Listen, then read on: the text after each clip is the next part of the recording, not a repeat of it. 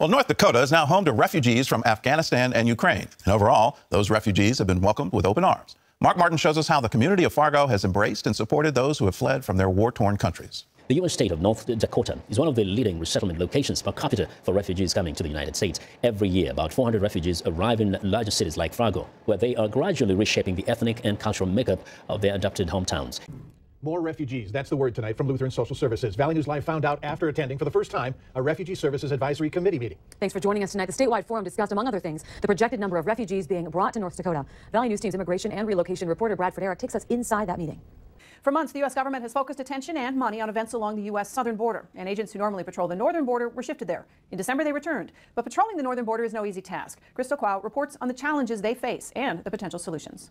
Nationwide, there's been a dramatic increase in illegal immigration along the northern border when compared to the past 2 years. Across the entire northern border, illegal crossings from Canada into the U.S. have increased from 16,000 to 142,000. According to Customs and Border Patrol's website, in the last 4 months, more than 1,200 people have been apprehended by North Dakota's Border Patrol for illegal crossings. Data from the American Immigration Council shows North Dakota has a small but growing community of immigrants, with many coming from the Philippines. The council's latest figures show immigrants comprise 6% of the state's workforce in 2018. Immigrants accounted for 13% of the state's production employees and 11% of the residents working in the manufacturing industry.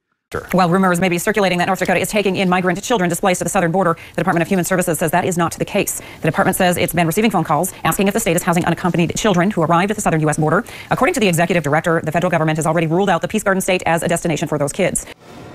August 2021, the United States pulls remaining troops from Afghanistan, resulting in chaos, plus the deaths of 13 American service members and around 170 Afghan civilians. It also strands U.S. allies in a hostile country ruled by the Taliban. The topic of Syrian refugees coming to North Dakota came up during the meeting, and LSS officials say they have not gotten word of any Syrian refugees coming to North Dakota, and they don't anticipate any in the near future. According to the U.S. Customs and Border Protection website, over 200 agents are permanently employed with the Grand Forks sector in North Dakota. Adam Wright, the head of Border Patrol agents at Botno Station, says some have been assisting at the southern border for a year and a half. I personally believe that we need to work a lot harder on the legal immigration side, as well as on people seeking asylum, and providing a better opportunity for them to go to work rather than pay them not to work.